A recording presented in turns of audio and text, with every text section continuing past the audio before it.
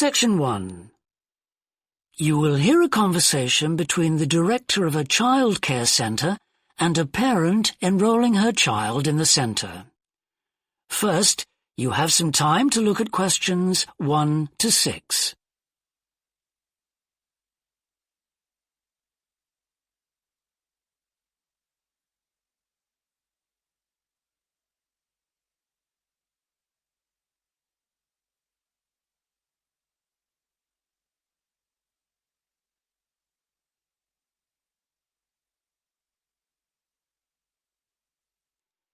Now we shall begin.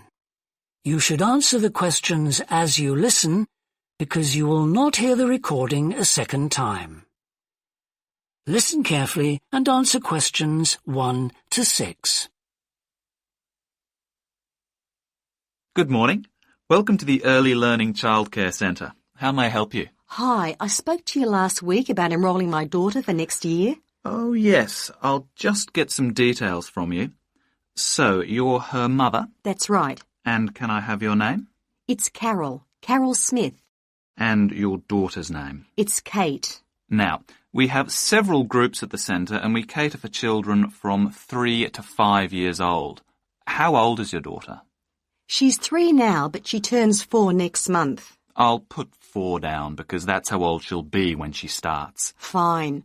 She's so excited about her birthday and coming to the centre. Oh, that's good to hear. And what's your address? It's 46 Wombat Road. That's W-O-M-B-A-T.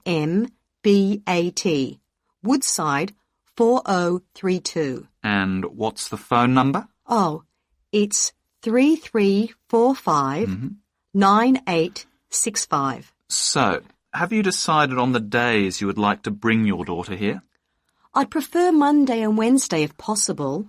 I'll check. Monday's fine, but I think the centre is already full for Wednesday. Yes. Sorry, it seems to be a very popular day. We can offer you a Thursday or a Friday as well. Oh dear. I suppose Thursday would be all right because she has swimming on Friday. OK, got that. Because a lot of parents work, we do offer flexible start and finish times. We're open from 7:30 in the morning until 6 o'clock at night. What time would you like your daughter to start? I need to get to work in the city by 9, so I'll drop her off at 8:30. You're pretty close to the city here, so that should give me plenty of time to get there. That's fine. Now, we also need to decide which group she'll be in. We have 2 different groups and they're divided up according to age. There's the green group, which is for 3 to 4-year-olds, and then there's the red group, which is for 4 to 5-year-olds. She's quite mature for her age and she can already write her name and read a little. Well, I'll put her in the red group and we can always change her to the green one if there are any problems. That sounds fine. OK, let's move on to meals. We can provide breakfast, lunch and dinner. As she's finishing pretty early, she won't need dinner. Will you give her breakfast before she comes? Yes, she'll only need lunch. Before you hear the rest of the conversation, you have some time to look at questions 7 to 10.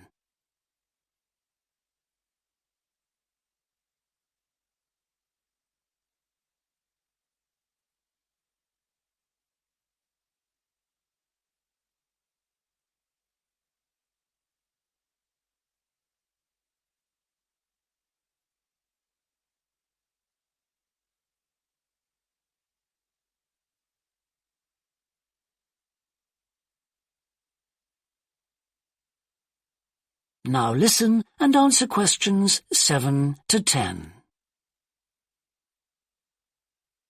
Now, does she have any medical conditions we need to know about? Does she have asthma or any hearing problems, for example? No, but she does need to wear glasses. Oh, I'll make a note of that. Yeah, she's pretty good about wearing them. She can't see much without them. Right. OK. Now, I also need emergency contact details. So what sort of information do you need? Just the name and number of a friend or family member we can contact in case we can't get hold of you at any time. OK. That'd better be my sister, Jenny Ball. Uh-huh. That's B-A-L-L. Her phone number is 33467523. Great. So she is the child's aunt? Yes, that's right. I'll make a note of that as well. Now, is there anything you'd like to ask? What about payment? How much are the fees each term? Well, for 2 days and the hours you've chosen, that will be $450 altogether. OK, and do I have to pay that now? No, we send out invoices once the children start at the centre. You can choose to pay at the end of each term, or we do offer a slightly discounted rate if you pay every month. Oh, I'll do that then. I find it easier to budget that way, and I'm not used to the term dates just yet. Good. It makes it a lot simpler for us as well. Well, that's everything. Would you like me to show you around the centre? We can go. That is the end of section 1. You now have half a minute to check your answers.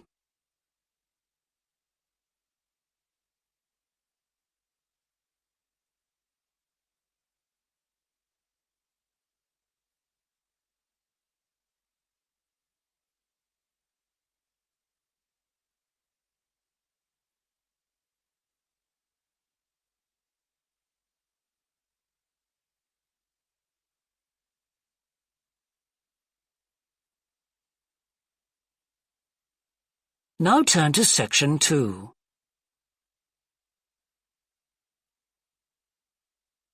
Section 2. You will hear a woman called Alice Bustle talking on the radio about the Dolphin Conservation Trust, an organisation which tries to protect dolphins. First, you have some time to look at questions 11 to 15.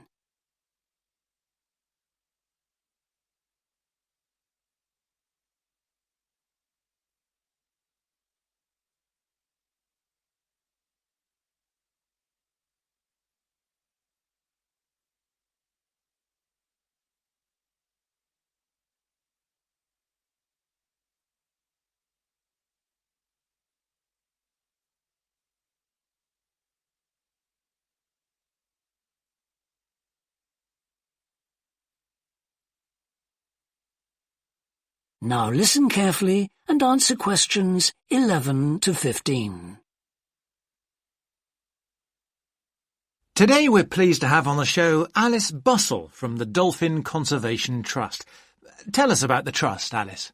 Well, obviously its purpose is to protect dolphins in seas all around the world. It tries to raise people's awareness of the problems these marine creatures are suffering because of pollution and other threats. It started 10 years ago, and it's one of the fastest-growing animal charities in the country, although it's still fairly small compared with the big players in animal protection. We're particularly proud of the work we do in education. Last year, we visited a huge number of schools in different parts of the country, going round to talk to children and young people aged from 5 to 18. In fact, about 35% of our members are children. Oh. The charity uses its money to support campaigns, for example, for changes in fishing policy and so forth. It hopes soon to be able to employ its first full-time biologist with dolphin expertise to monitor populations. Of course, many people give their services on a voluntary basis, and we now have volunteers working in observation, office work and other things. I should also tell you about the award we won from the Charity Commission last year for our work in education. Although it's not meant an enormous amount of money for us, it has made our activities even more widely publicised and understood. In the long term, it may not bring in extra members, but we're hoping it'll have this effect. Is it possible to see dolphins in UK waters? Yes, in several locations. And we have a big project in the east part of Scotland.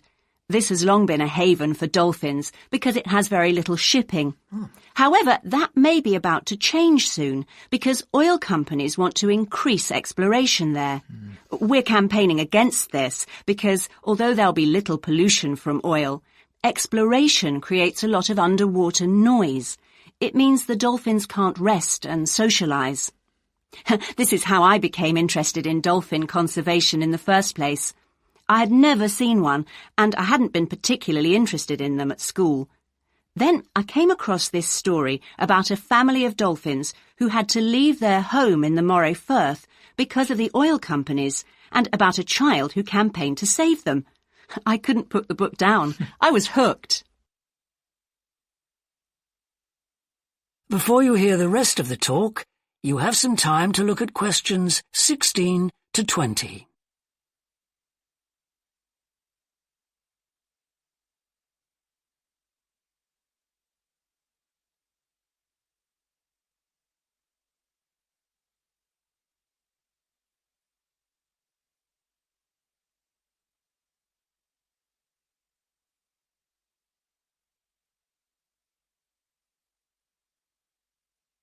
Now listen and answer questions 16 to 20.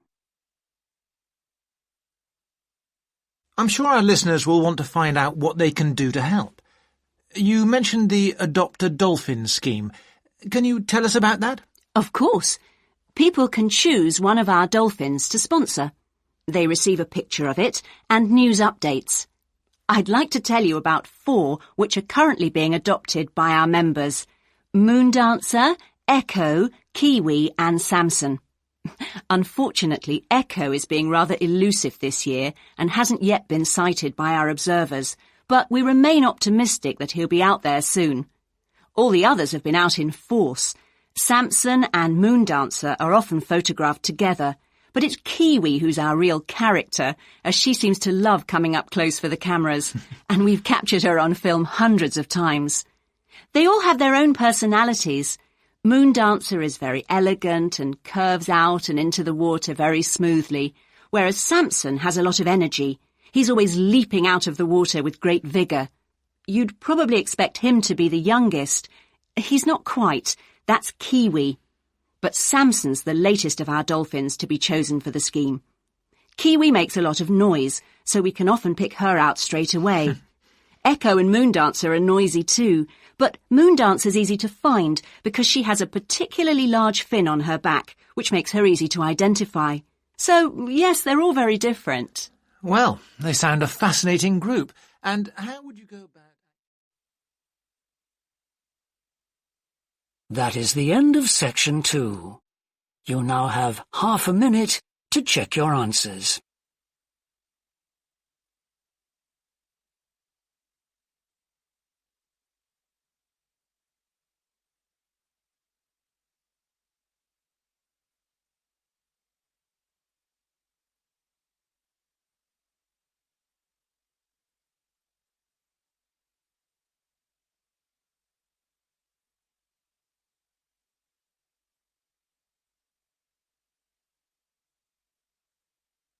Now turn to section 3.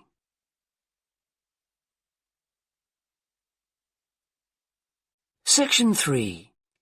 You will hear a student called Rob, who is in the first year of a theatre studies course, talking to another student called Mia, who's in the 4th year of the same course. First, you have some time to look at questions 21 to 25.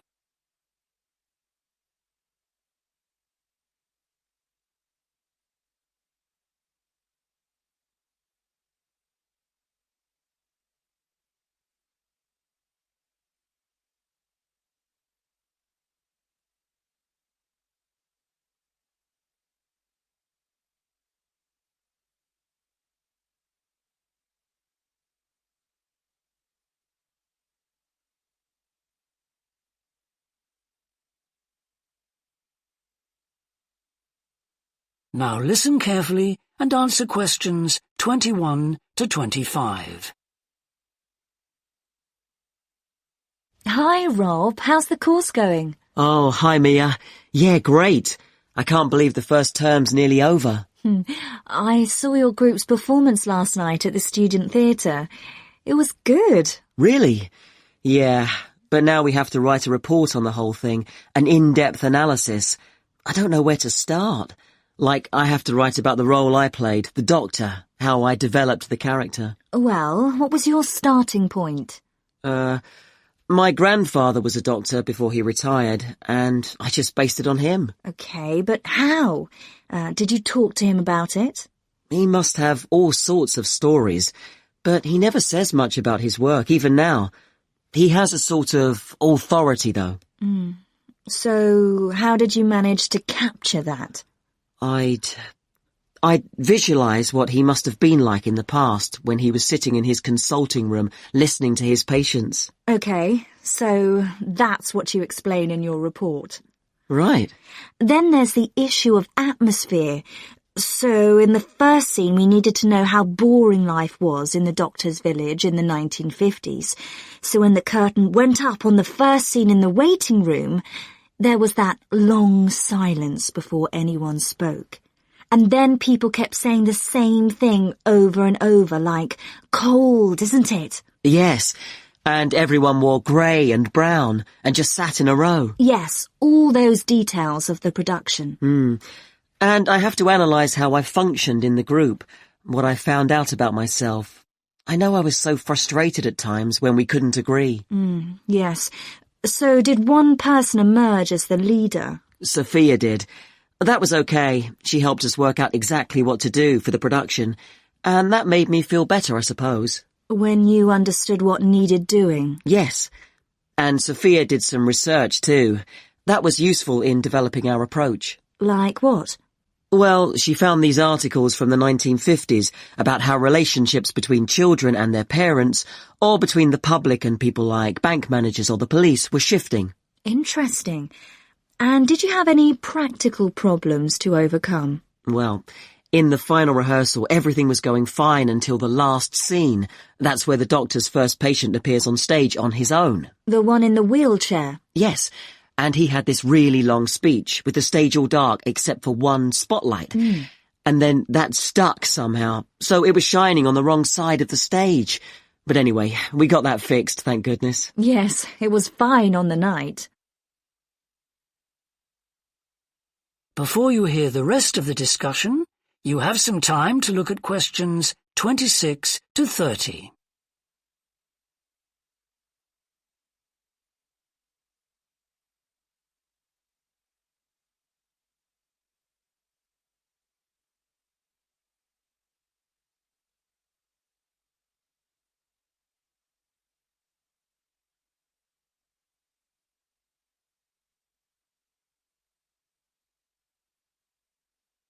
Now listen and answer questions 26 to 30. But while you're here, Mia, I wanted to ask you about the year abroad option. Would you recommend doing that? Yes, definitely. It's a fantastic chance to study in another country for a year. I think I'd like to do it, but it looks very competitive. There's only a limited number of places. Yes. So, next year, when you're in the second year of the course, you need to work really hard in all your theatre studies modules. Only students with good marks get places. You have to prove that you know your subject really well. Right. So, how did you choose where to go? Well, I decided I wanted a programme that would fit in with what I wanted to do after I graduate. So I looked for a university with emphasis on acting rather than directing, for example. It depends on you. Then about 6 months before you go, you have to email the scheme coordinator with your top 3 choices. I had a friend who missed the deadline and didn't get her first choice, so you do need to get a move on at that stage. You'll find that certain places are very popular with everyone. And don't you have to write a personal statement at that stage? Yes. Right. I'll get some of the final year students to give me some tips. Maybe see if I can read what they wrote. I think that's a very good idea. I don't mind showing you what I did. And while you're abroad, don't make the mistake I made. I got so involved I forgot all about making arrangements for when I came back here for the final year. Make sure you stay in touch so they know your choices for the optional modules. You don't want to miss out doing your preferred specialisms. Right. That is the end of section 3. You now have half a minute to check your answers.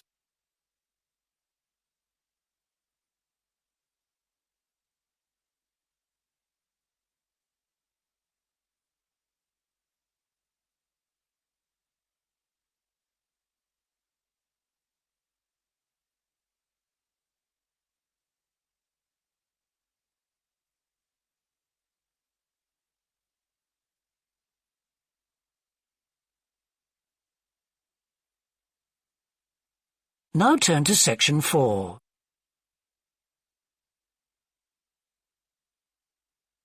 Section 4. You will hear part of a lecture about leadership introducing a theory called self-regulatory focus theory. First, you have some time to look at questions 31 to 40.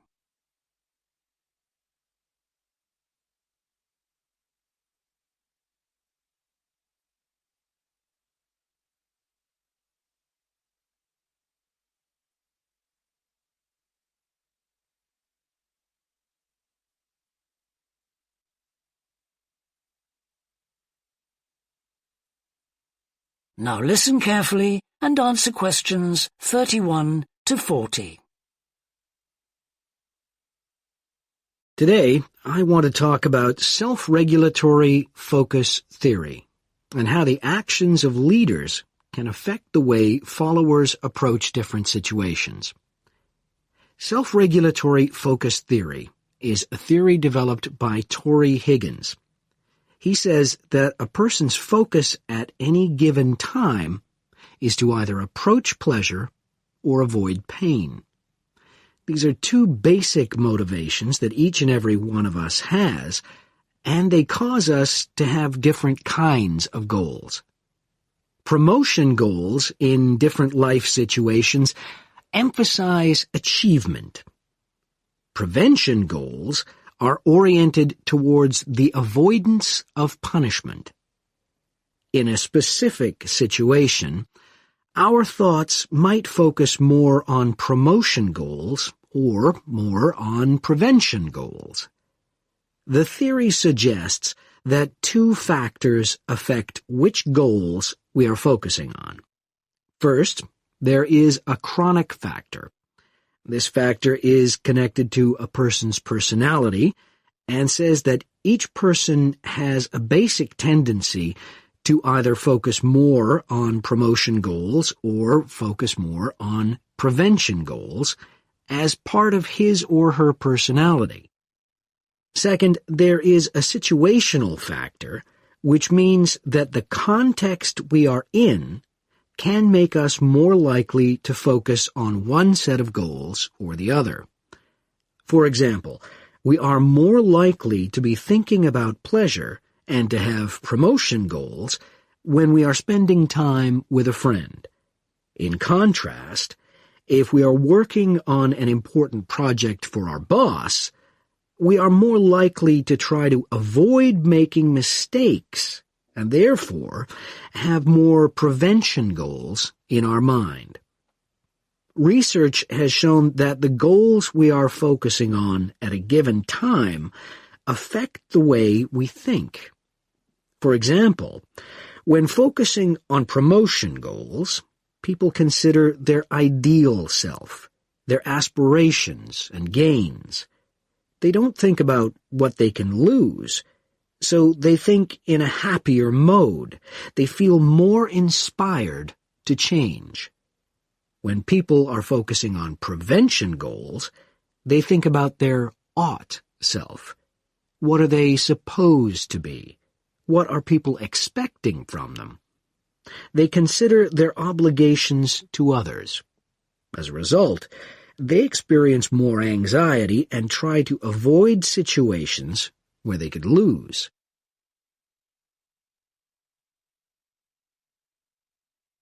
Now that I have talked about the two focuses and how they affect people, I want to look at the idea that the way leaders behave, or their style of leading, can affect the focus that followers adopt in a specific situation. In talking about leadership, we often mention transformational leaders and transactional leaders. Transformational leaders, when interacting with their followers, focus on their development. In their words and actions, transformational leaders highlight change. Their speech is passionate and conveys a definitive vision. All of these things can encourage followers to think about what could be. In other words, they inspire a promotion focus in their followers. In contrast, transactional leaders focus on developing clear structures that tell their followers exactly what is expected of them. While they do explain the rewards people will get for following orders, they emphasize more how a follower will be punished, or that a follower won't get rewarded if his or her behavior doesn't change. In short, they emphasize the consequences of making a mistake. This emphasis will clearly lead followers to focus on avoiding punishment and problems. This is clearly a prevention focus. In conclusion, it is important to understand that one focus is not necessarily better than the other one. For a designer who works in a field where a lot of innovation is needed, a promotion focus is probably better. In contrast, a prevention focus, which causes people to work more cautiously and produce higher quality work, might be very appropriate for a job like a surgeon, for example.